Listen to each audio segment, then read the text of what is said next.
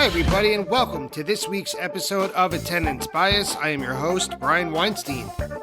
However, this episode is unlike any other that has aired since Attendance Bias first came on the scene. Today is the first episode of a 3-part miniseries called Flocking Outside, a miniseries about Goose from 3 Phish lifers. Yes, like anyone listening to this episode, I've been consumed by chatter, mentions, insults, and endless back and forth about Goose.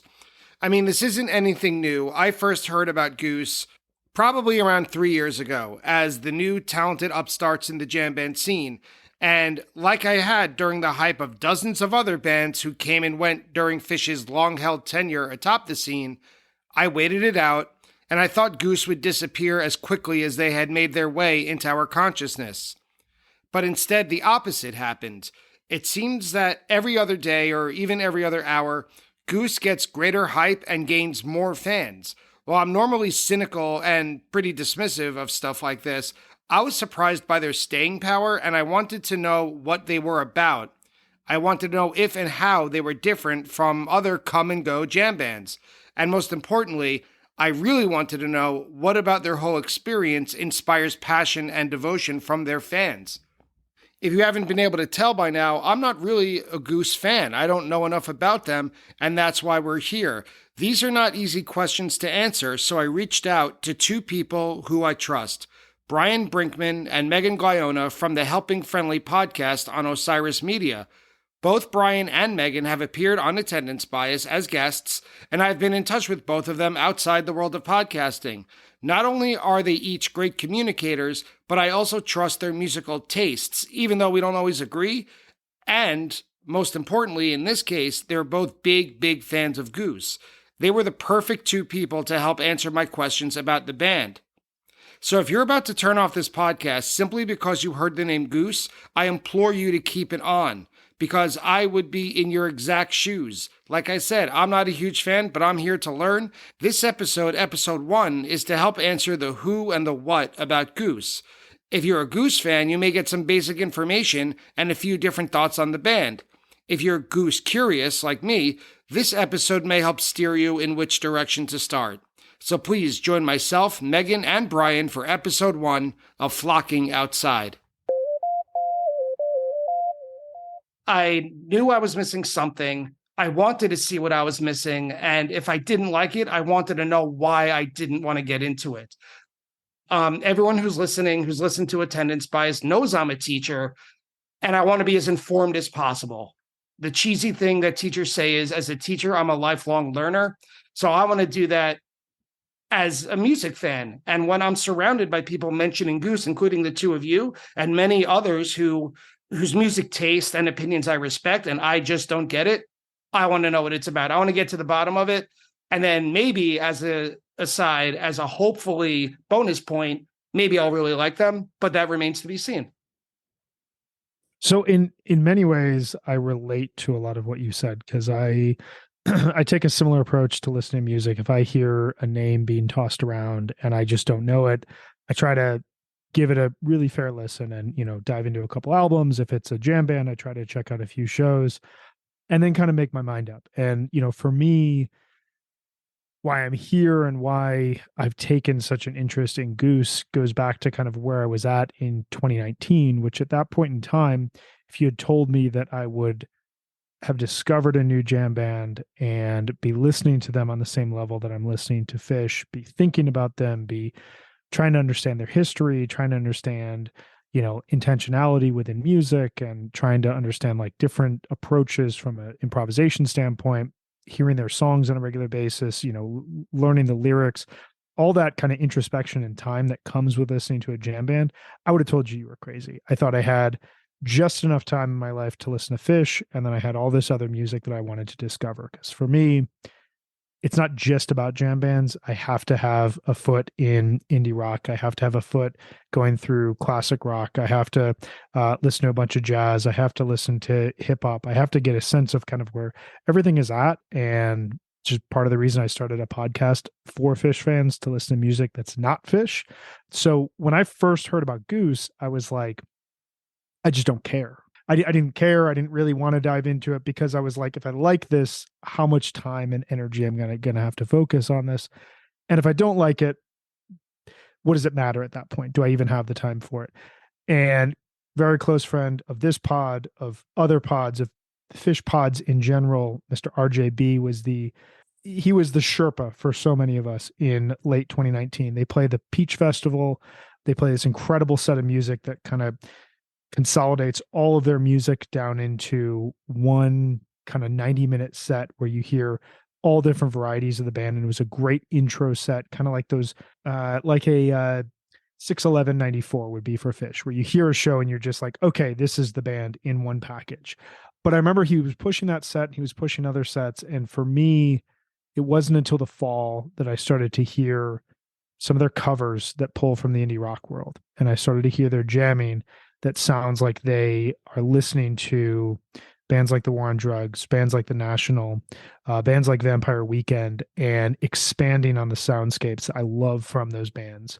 I didn't hear, to my ears, kind of this approach that I tend to hear across the jam band world, especially with a lot of young jam bands that were rising in the late 2010s, which focused on just kind of, let's just go maximalist as possible. Let's blow the doors off from a jam and just go as long as we possibly can. There was a dedication towards melody and earworms that would build and build and build. That would be the connective force.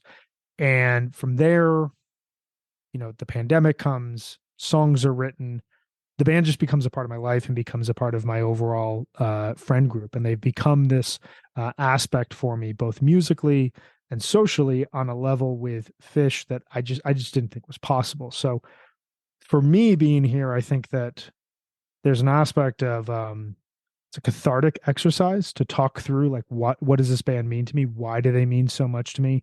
I think that there's a lot of interesting nuance and discussion to get into around, like, what does this band actually mean versus, if I'm not feeling it, is there a reason why I'm not feeling it? Is there something I'm looking for that may not be there?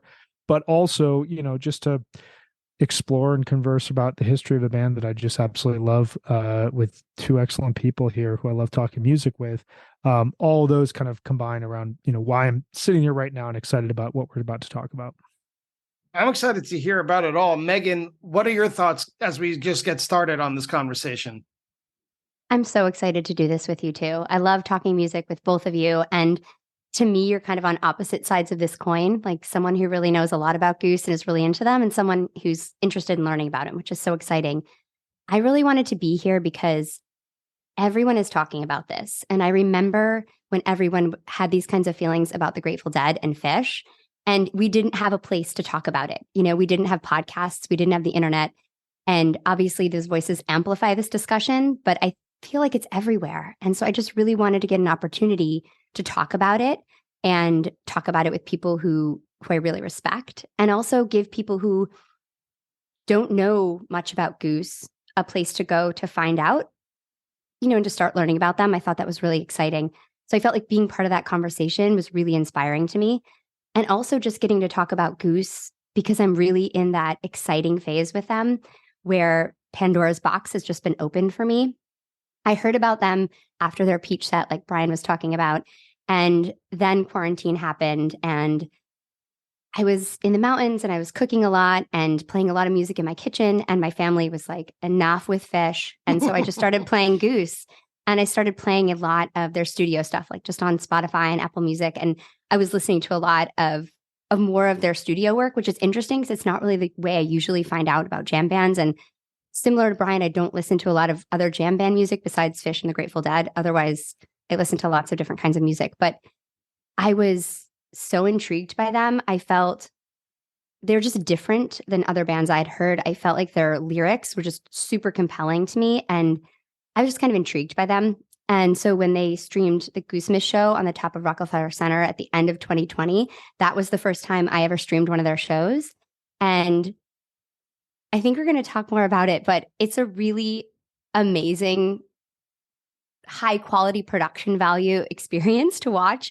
And they came out in these like orange jumpsuits with these like synths being laid down. And it was just very emotional moment on the top of Rockefeller Center with the holiday lights up and everybody's, it's still pandemic. And it just felt very iconic. And I thought it was super courageous of them.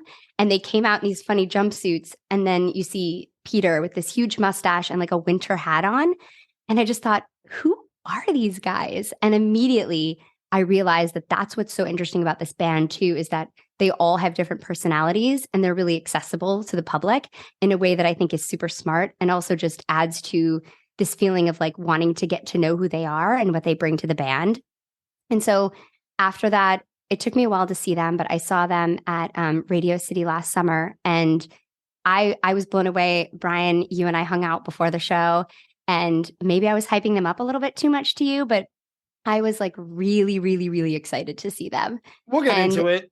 Yeah, maybe that was wrong of me, but I was super pumped and I was blown away. 3 sets at Radio City, an acoustic set. They played Jackaro.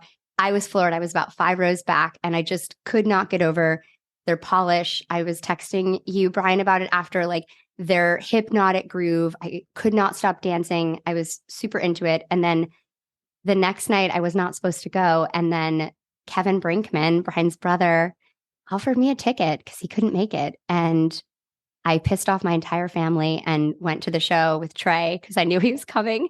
And you went with Trey? Yeah, I went with Trey. Yeah. Mm-hmm. So I was at the show with Trey and that was amazing. I actually went to that show and like I had friends there, but I didn't have a seat with them. And so I was sitting by myself, which is very not something I do very often. And it really gave me this opportunity to just kind of like focus on them. And I was so inspired. And so then I just tried to see them whenever I could. And after the last night at the Cap Theater, I saw that show. I couldn't believe the flow and the energy from that show. And afterwards, I went home and I listened to the whole entire Cap run.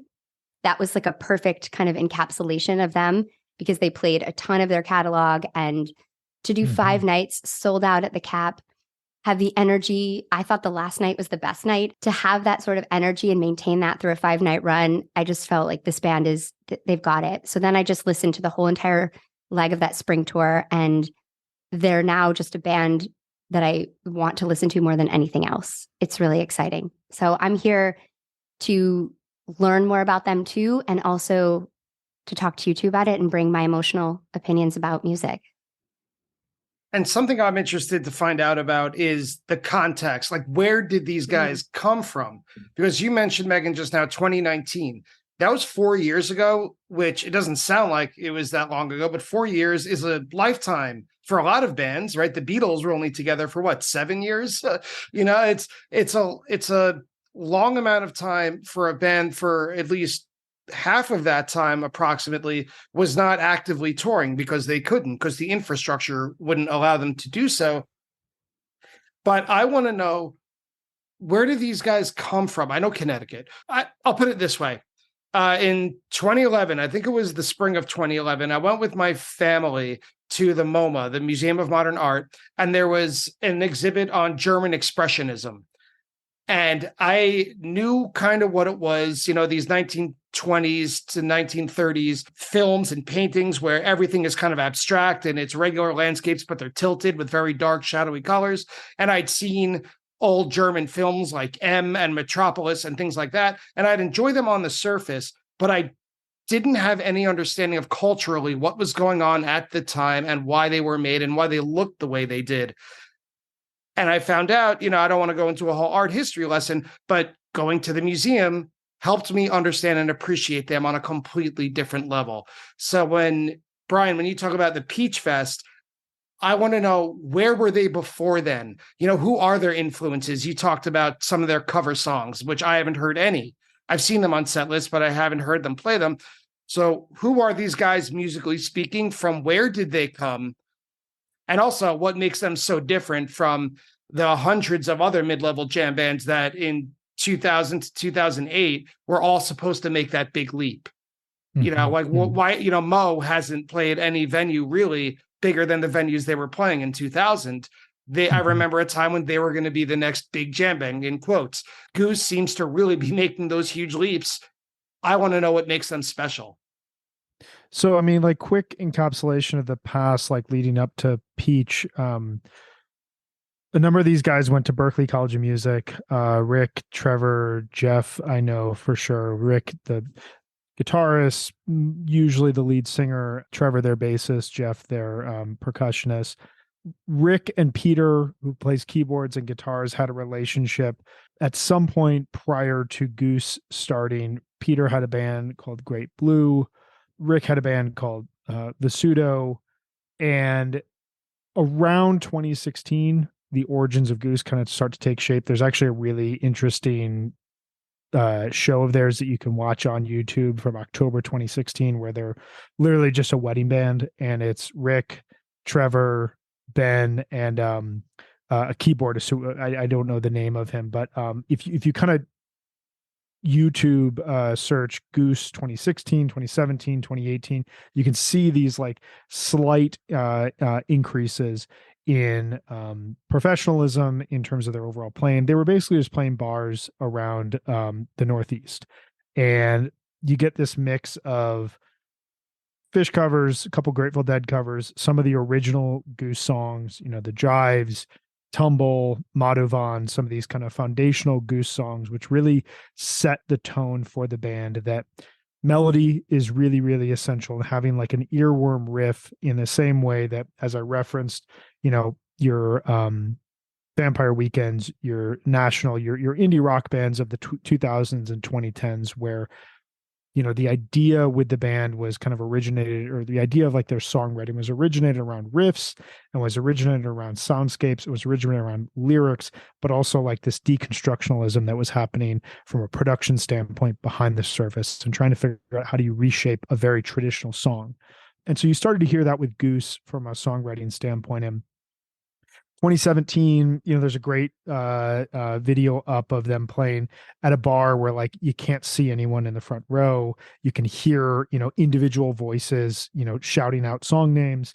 The drummer or the percussionist at the time is on a cell phone for like the first two songs. Like it's very, very low production, but you can see in Rick, Ben, and Trevor that there's like some real dedication there. And every step you especially see Rick from a guitar standpoint starts to take those steps up, where he's no longer just playing kind of standard pentatonic blues solos. He's really, you know, incorporating his own vision and his own tone and his own ideas into solos, and obviously incorporating his heroes. He was a big Phish fan, big Grateful Dead fan, but also a huge indie rock fan, a huge fan of Peter Gabriel, Genesis, of bands from the 80s that you know, really experimented sonically in a way that at the time sounded a little bit too technical. 10 years later sounded cheesy, but now there's that kind of sweet spot of, okay, I'm really there for the synths, I'm really there for the gated drums. And you start to hear that influence in Goose.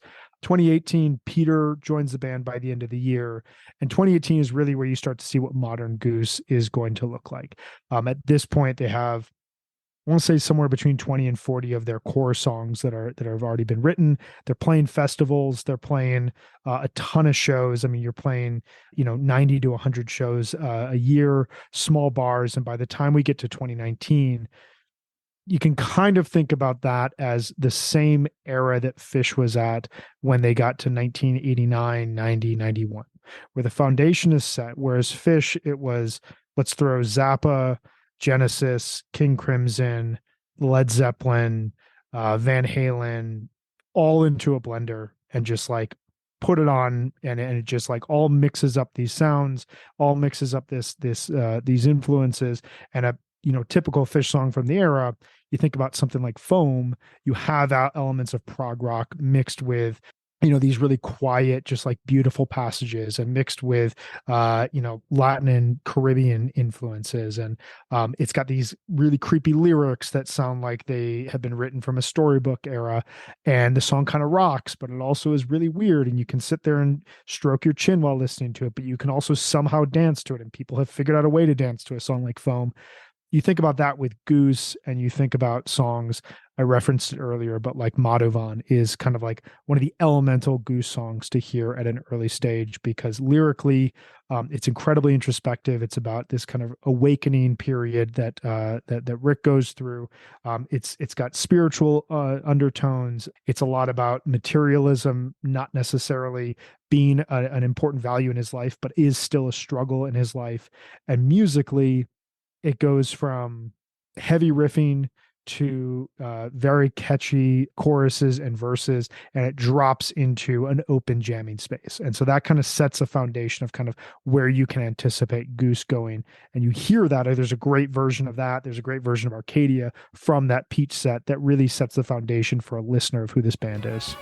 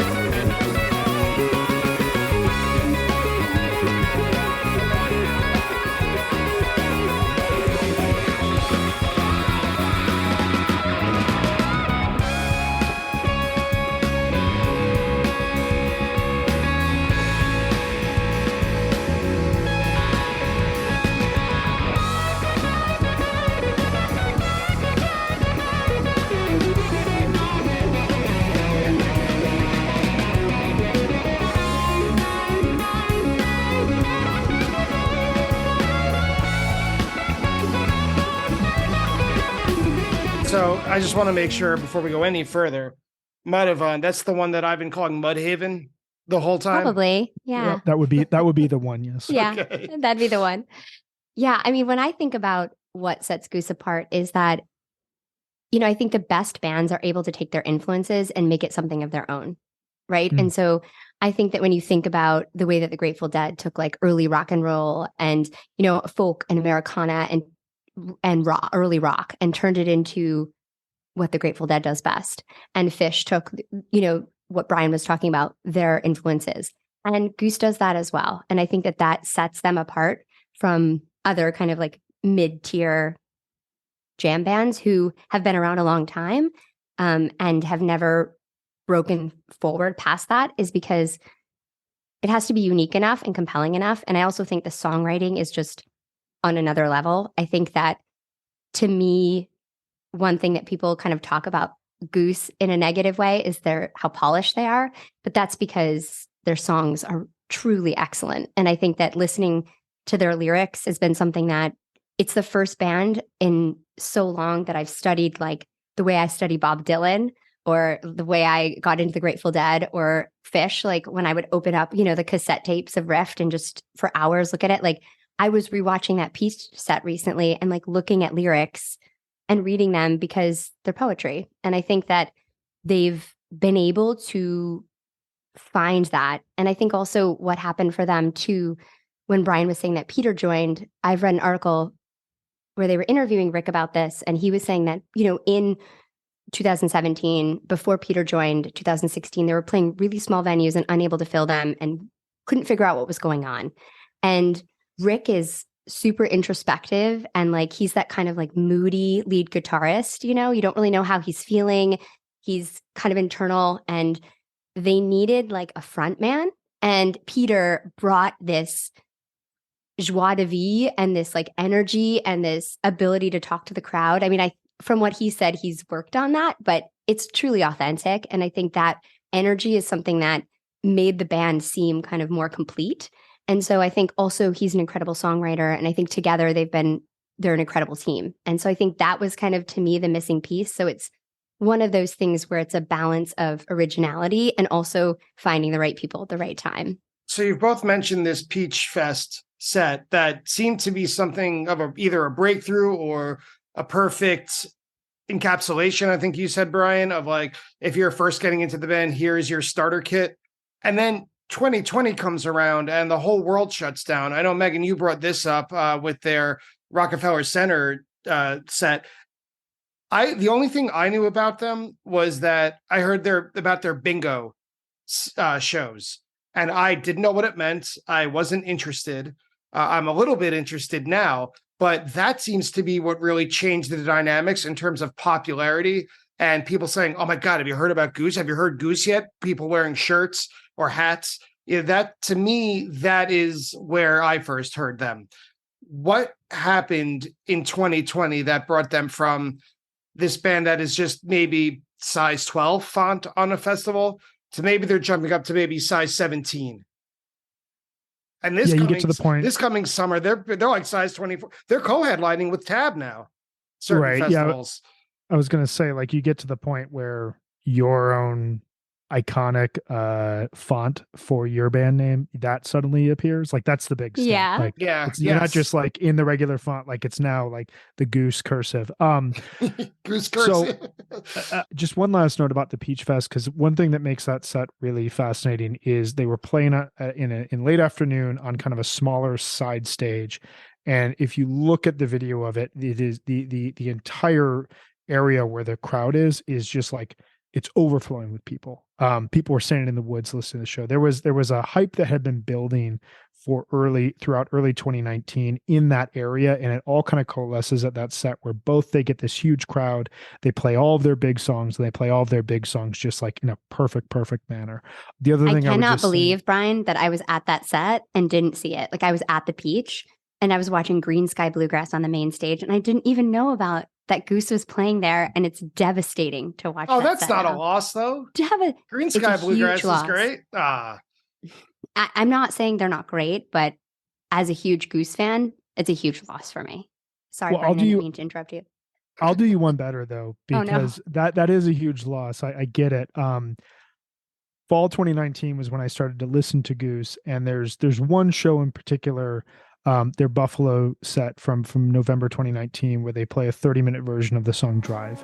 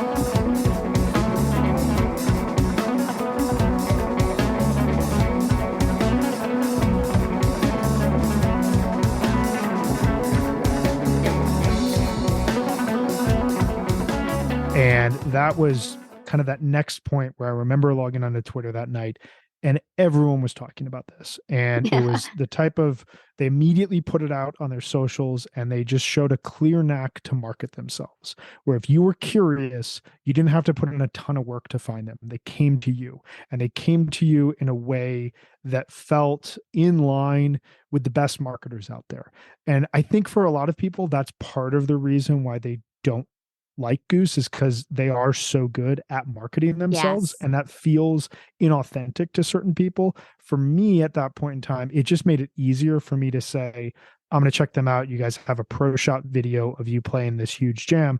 I'm going to dive into this. Well, you're making a really compelling case, because I think the traditional idea of a band, this is a silly phrase to hear me say it, who has never been in the music business for a day in my life, but to say, oh, they have to earn it.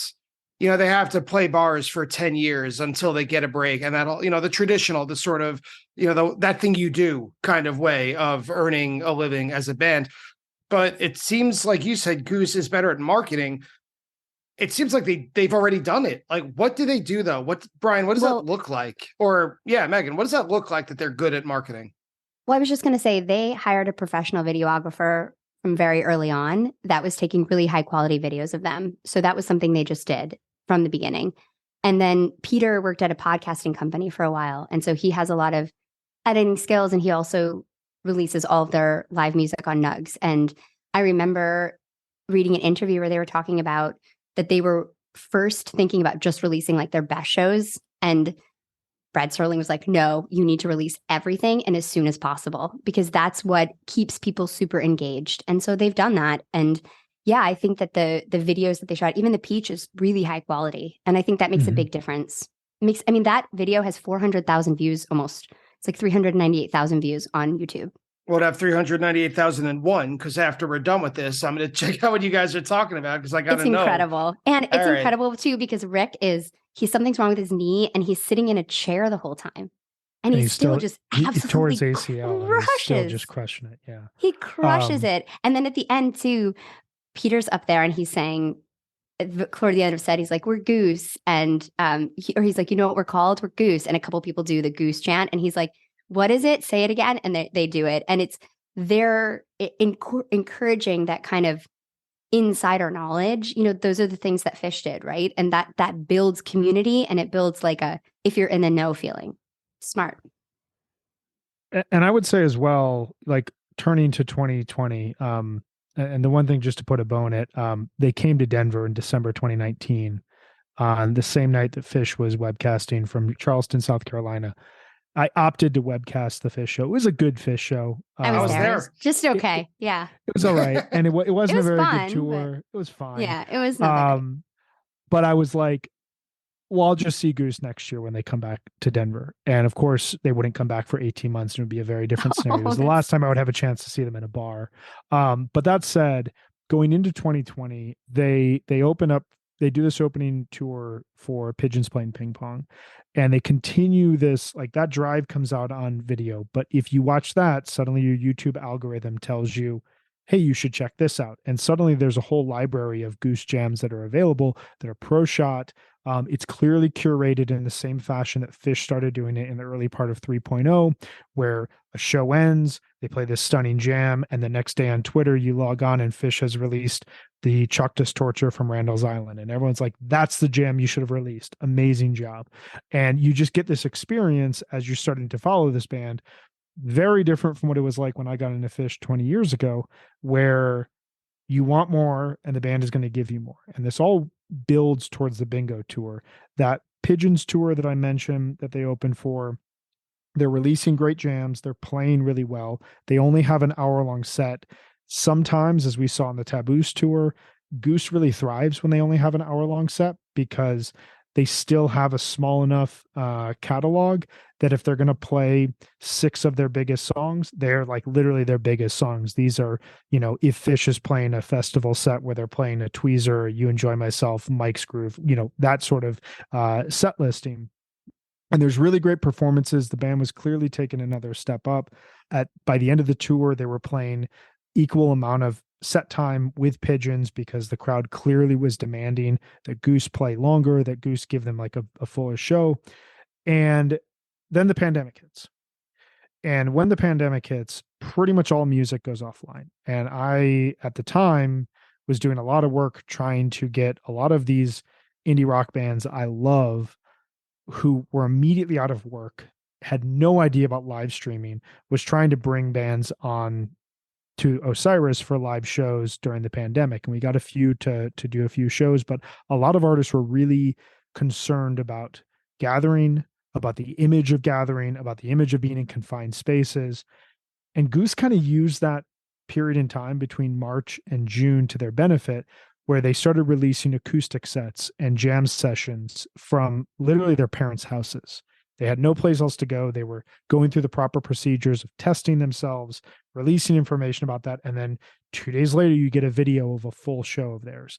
And so during a period in time where there was no real music being shared, sports weren't even back. We were just on total tape delay from, you know, March to June 2020. The only thing that you really had from a news standpoint in terms of new music was Goose. And getting to your point of the Bingo tour, the biggest thing about that tour was June 2020, they're the only band on tour. And by this point in time, they've been able to work with their team to bring in high quality videographers in a studio setup that's really cool, really appealing, and really kind of introduce people to A, what does their music sound like? B, what is their personality like? C, what is their sense of humor? And you could walk out of that tour, I would argue, knowing fully, is this band for me or is this band not for me?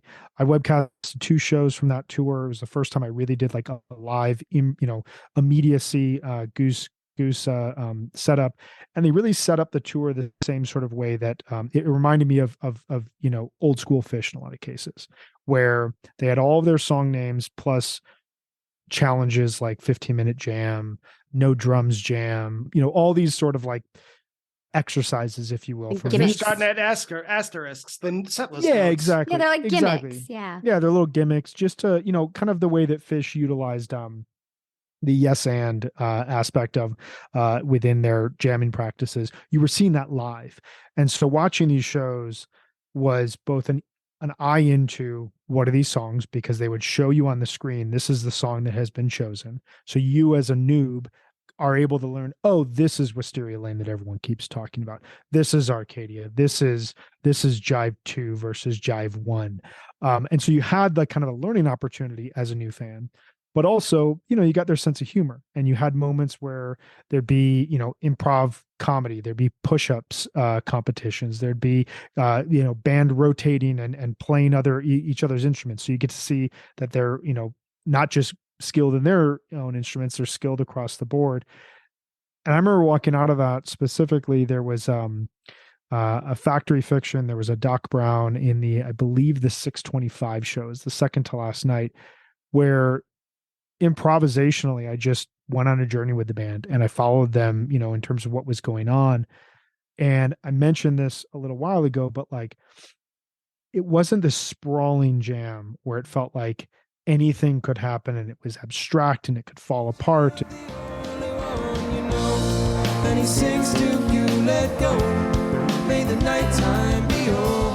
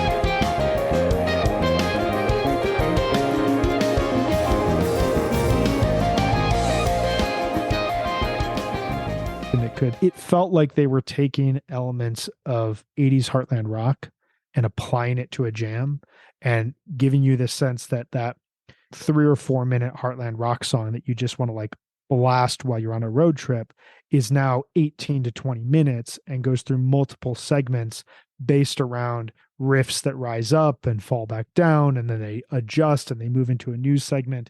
And so thematically, I was like, I'm hearing something in this band that I haven't personally heard in a number of other jam bands. And maybe that's just foundationally where my own musical ears and my own musical interests come from. What I'm hearing from this band is something I want to continue hearing more of. And we'll get to this in a second, but you fast forward 3 months, we're still in the pandemic, winter is coming. Goose is one of the only bands that is touring, and they're playing these drive-in shows, releasing all of them on YouTube the day after, releasing them on nugs.net. And so even during 2020, when so much of the world is on pause, as a listener discovering a new band, I'm not just going through their back catalog, I'm hearing how they're evolving in the moment. And you have nowhere else to go. And you got nowhere else to go. So you're just... Yeah. It's the only game in town. I think that's It's when I awesome. first really, I'm sorry, Megan. I think that's when I first became aware of Goose was the images of that drive-in tour, not the music, just what it looked like. Hi, everybody. Brian here to welcome you to the set break of today's episode of Attendance Bias. First, thank you for listening. And second, just a quick reminder to tell you that even though Attendance Bias comes to you for free, it does take a lot of work and it does take quite a bit of money to keep the lights on here at production. So I just wanted to ask a small favor if you could support the podcast in any number of the following ways. If you could leave a review or a rating of it on whichever podcast app you use. If you could spread the word, telling a friend or someone you think may be interested in it about it. Or probably the most concrete way is to go to www.buymeacoffee.com/attendancebias and donate however much you can financially to help with the continuing costs of Attendance Bias. So thank you again so much for listening, and I hope you enjoy the second half of today's episode. I'm sorry I cut you off, Megan. That triggered a memory. No, that's okay. I was just thinking when I reflect back on this, I think it's so incredible what the band did during this time. You know, the end of 2019, they are really on an upswing. Like they're starting to go back to cities and sell out shows. Like all of their shows in the end of 2019 are sold out. And Peter talked about this, that they were booking early 2020 and had played New York City on Halloween in 2019. And they were booking shows in January in New York City, 2 shows. And they weren't sure if people would buy tickets because they had just been there. And they sold out in 2 minutes, you know, one at the Williamsburg Music Hall and one at the Bowery Ballroom. You know, those are like capacity like 650, 700, and they sold them out right away. And so they're starting to get all this momentum and they're figuring out they can sell like much bigger rooms. And then the pandemic happens and it's just, it must have been so gutting for them. And I think that the fact that they were able to like find this creativity, and they've talked about the bingo tour and how this was actually an idea that they used to joke about before the pandemic, about doing something like this. And so then when everything was shut down, they decided they did a few of these live from out here streams in March. And then they decided to do this summer virtual tour. And they decided the bingo tour be a way for, you know, to become more interactive with their fans, which I think is so genius and so something Phish would have done, like you were saying, Brian. And when Rick has reflected on this bingo tour, he said that without the crowd in the room, there was less of an immediate need to like pop off and like melt faces. And so they were able to kind of visit some of those like quieter, stiller places in their jams. And I don't know enough about Goose to know if this is true, but it seemed like it probably really affected them musically. So this is a chance for them to actually grow musically as well. This is also when Jeff joins the band, the percussionist. So he does his first show with the band on the bingo tour, which is so courageous. Like you're stepping up for the first time and you don't know what song is going to be pulled. You know, that's just, it's awesome. So I think it was a really exciting time for them and just so incredible that they did this and were able to capitalize on it in such a strong way. And that must bring us to Goosemas, what you mentioned way at the beginning of the episode, right, Megan? So Yeah, Brian, this what was was- that about? So just touching on the drive-in tour, specifically musically, there were moments on this tour, and if you think back to the fall of 2020, there was a lot of impending doom at that point in time. Yeah. You know, we'd gone through the first wave, summer. I think we all learned a lot about what the virus was because we were seeing waves coming during the summer that everyone had been told it was, you know, summer was going to feel relatively normal, and suddenly you're inside for most of the summer. We get into the fall, there's just expectations that there's just going to be waves and waves that come over the next 6 months. And after everything we've been through, like, can we go through that again and have it be even more intense? We have this looming election. There's just a lot going on that's creating a ton of negativity. Seeing this band tour was one of the only elements of normalcy. Even at this point in time, like the freaking World Series and the NBA Finals are happening at the exact same time, which as a sports fan, oh my God, like this has been like my dream to like combine these, but it was too much. It was way too much. And it was like, what do I do? Like, how do I can't watch the NBA Finals in October. What is going on? It was insane.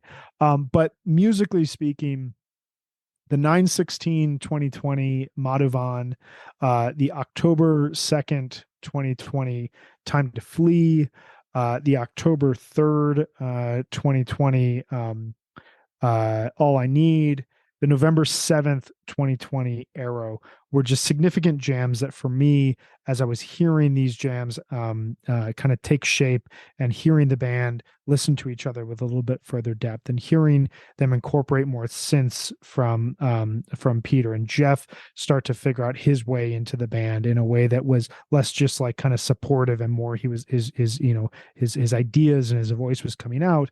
We then got notification that on December 11th they were going to have their annual Goosemas event, and they were going to have it similar to the bingo tour in the round, isolated, and they do it at Rockefeller Center. Now, I can't get into, and I have no idea about the like financial logistics and how they secured this spot at this point in time. Yeah, I would that's what I was imagine. wondering.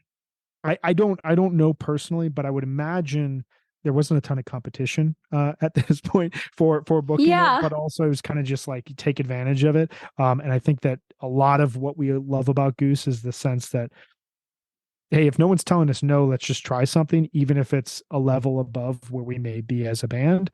And so, as Megan noted, it was this very sparkling presentation. It both had holiday vibes to it, which Goosemas always does at its absolute best, but it felt like a band that was looking towards the future, and it had like symbolic elements of a band looking towards what's next.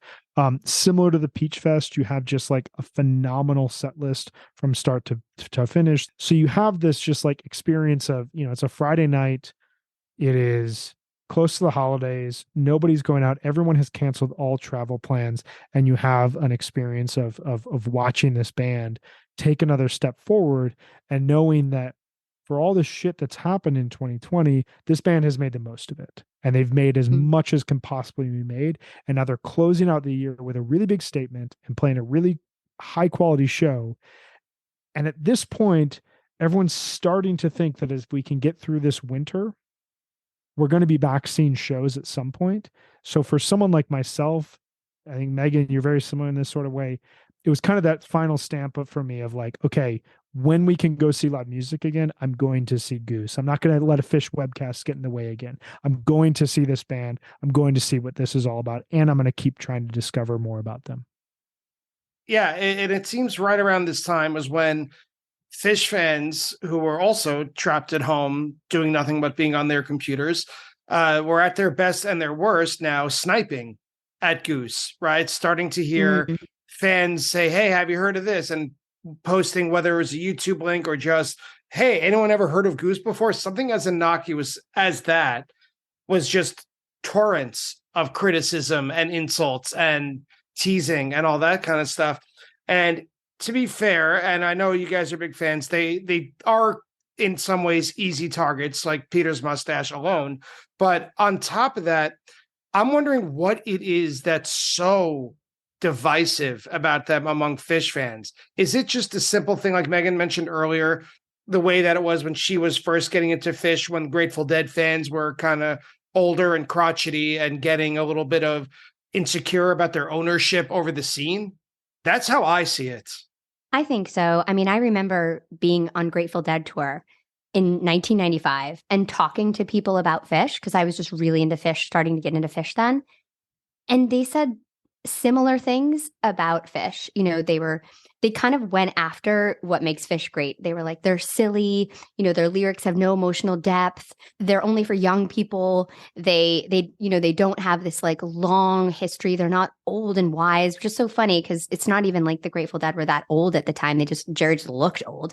But then they would usually like launch into some like monologue about Robert Hunter, which I get. I love Robert Hunter, but I think that it's the same way now that people are like, say, oh, Goose, they're too pretty, they're too polished, or they kind of take what is best about it and attack it because, yeah, there's a sense of ownership. There's a sense of like, nothing's going to be as good as my favorite band, which I think is just so silly, but it's interesting to me. And I think that only happens, that level of like, I don't know, kind of vitriol only happens when they're really good and they're getting a lot of fans. I think also that one thing I've loved about the Goose scene is the fan base is super fun and really welcoming in the same way that Phish was to me. And I love that I've been able to meet so many people and everybody's really excited. It's just super high energy crowd. And I think that is threatening to people. I think that people are worried about Phish losing steam, because there has been a lot of people who have been kind of saying, oh, well, I'm sick of seeing Phish, I'm just going to see Goose now. And I think that feels scary. I agree with all that. I think the only thing I would add, and I think this is something I've been thinking about a lot since we started these conversations, and I've thought about a lot over the last year or so, as I have friends who are huge Phish fans who we've all jumped on the Goose train and we see Goose shows together. And I have friends who are, planning trips out here multiple times a year to see both Phish and to see Goose, because there's so many, high quality shows that happen in the Denver area. But I also have friends who have no interest. And my brother-in-law, I've seen 35, 40 Phish shows with him. One of my favorite people to see Phish with, cannot get him to get past the kind of surface level things that he just doesn't like about Goose. And so I've just stopped. I think ultimately it comes down to, is it for you or is it not? And I think it's really oftentimes as simple as that. Like, sure, there's a lot of hype around this band. There's a lot of hype around a lot of bands. And like, for me personally, I've tried with, bands, and I don't want to put anyone down. This is just like taste.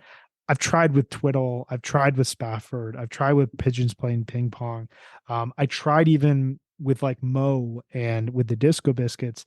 None of those bands have ever really done it for me, where I felt like I have to listen to another show. I have to figure out what's going on. And so for me, it's just not something I really engage with. I've been to shows of those bands, and like, I've met people who think about Mo the same way that I think about Phish, and like, they spend time collecting and curating tapes and making sure, I've got this source from this taper, and I have this second set because it's one of the best second sets I've ever heard, and I understand the context of where this show happens because it's around this period of evolution of the band's history. There's a lot of bands I just don't think about that with, and which was my initial kind of concern about getting into Goose when I was first introduced, was like, I don't have the capacity for this. Somehow I've made it. I don't know how, but my point is all like, I think it oftentimes comes down to just like as simple as something is for some people, something is not for other people. I've taken friends to Phish shows who love the vibe of it, couldn't care less about the music, have no interest in talking about the music, just want to go for the vibe. I think that Goose is similar to the sentiment and the hype around Vampire Weekend when they first emerged in 2008, 2009. And there was this huge pushback because all the dudes are beautiful in that band. Every one of their songs is an earworm. They seem to emerge out of, thin air and be fully formed, have enough money to market themselves, be playing these huge shows, and the industry is being like, hey, we love you guys more and more and more. And so I remember when Contra came out in 2010, there was this huge pushback against the band. And I fell victim to like, does this band actually have it?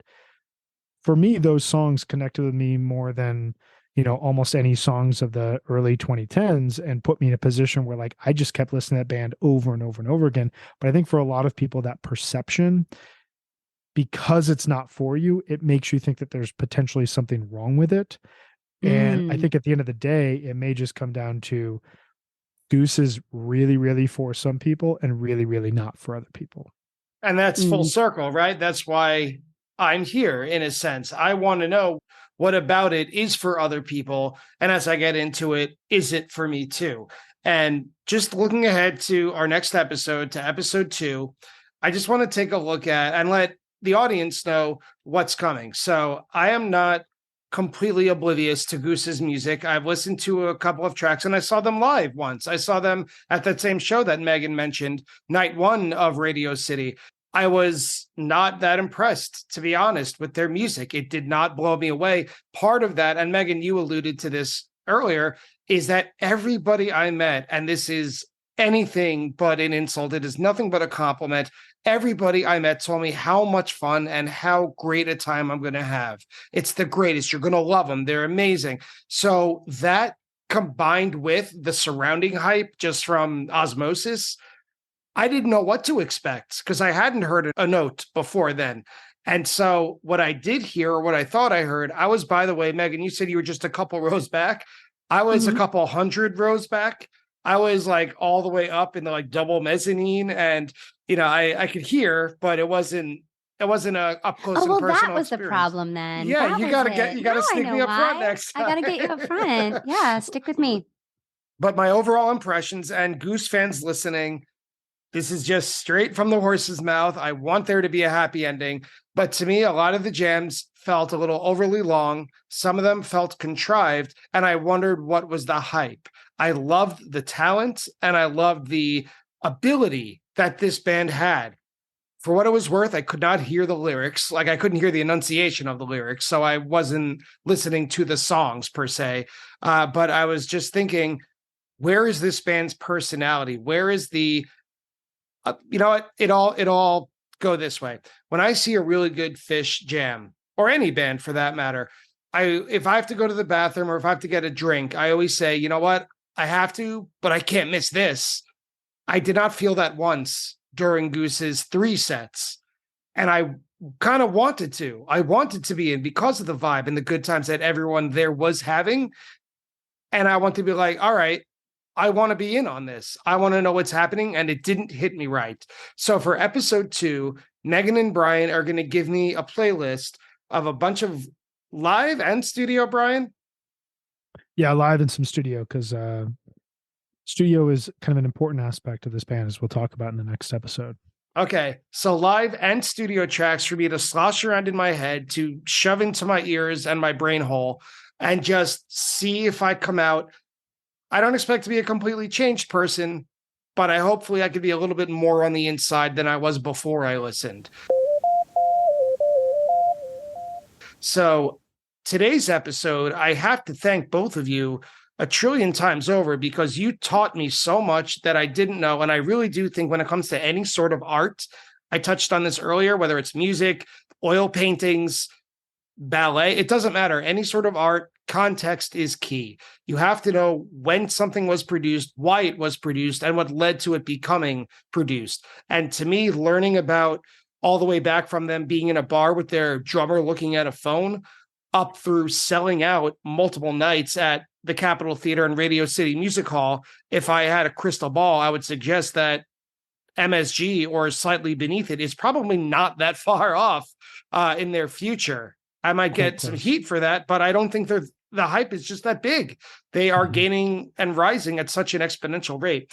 But anyway, my point is, I want to know more about them from the musical side. I feel like I'm pretty well received or well informed from the informational side. So I look forward to what's next. Yeah, maybe we can release the track list for everybody too in these show notes, and they can listen too. All right. Well, Brian, last words for this? I'm really excited to dive into the jams that we have presented. And also, as you probably noticed from a listening standpoint, we kind of took a pause here at the end of 2020. The cool thing about this next episode is we're going to talk a lot about 2021 and early 2022 Goose, which as a fan, this is like the meat of where things got really, really serious and really, really interesting. So you talk about wanting to have an idea of kind of musically where the band is going, and musically what the appeal is beyond they're good guys, they write good songs, we believe in them, we really like them. This is where that really starts to come into play. And I think that discourse around the pandemic is ending, live music is coming back. Does Goose have a place outside of I'm just stuck in my house and there's a band on television? That question starts to permeate in a lot of listeners' ears and in their minds throughout the winter and early spring of 2021. And the band, as we'll talk about, really kind of like brush those questions aside and continue to take steps forward in a really significant way that I just can't wait to get into. Well, I can't wait to get it in my ears. Yeah. I'm so excited to dive into this music with you guys. It's going to be so fun. Oh, well, Megan, thanks so much for taking the time. Brian, thanks so much for taking the time. Guys, absolutely. Until next time. Thanks, everyone. Thanks, guys. And that's it for today's episode of Flocking Outside, or Attendance Bias. Either way you want to look at it. Thank you so much for listening. Thank you to Brian and thank you to Megan for taking the time to help me understand what is going on with this Goose phenomenon. And I'm really looking forward to episode 2, where we dig a little bit deeper into Goose from 2020 on, and especially the most important part of any band, the music. So please join us next week. I'll see you then.